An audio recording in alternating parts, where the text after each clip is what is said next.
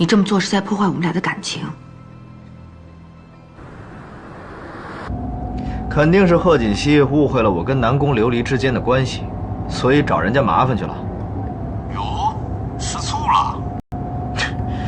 你说这女人怎么这么会吃醋啊？吃醋是好事啊，说明人家在乎你、爱你，不能没有你，想要你。行了，不跟你说了，我听说我奶奶都去了，我得赶紧赶过去。完事再聊，拜拜。老夫人，贺小姐，我知道是我的错，可是我真的喜欢西城，我求求你们，不要让我离开他。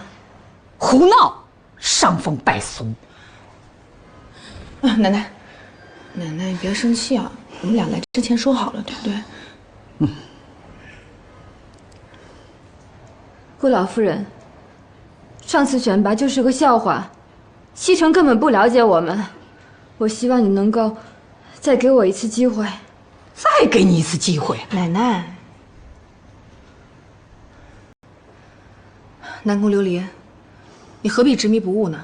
只要答应我，你离开神龙集团，以后不再纠缠顾西城，之前所有的事儿，我都愿意既往不咎。顾老夫人，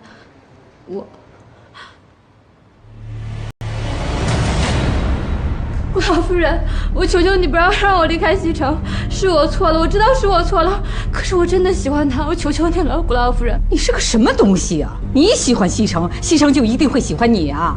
我告诉你，这次要不是锦溪给你求情啊，你是个什么样的下场，你心里最清楚。顾老夫人，我求求你了，只要您给我一次机会，我一定证明我自己比他强。南宫琉璃，你人长得这么漂亮，又有能力，干嘛非要缠着顾西城不放呢？你这么做不会有好结果的。顾小姐，我知道我错了，是我不好，对不起，请你不要让我离开西城，我求求你了，是我的错。南宫琉璃，你不要这样好不好？你不要这样，我求求你了，求求你！哎呀，对不起！哎，你干什么呀？你放开我！放开我！你放开我！你太过分了！住手！贺锦熙，你在干什么？西城，你怎么来了？奶奶，这里没有误会，您就别在这添乱了。我添什么乱呢？实话告诉你们吧，这件事是我故意的，跟南宫没有关系，你们都误会他了。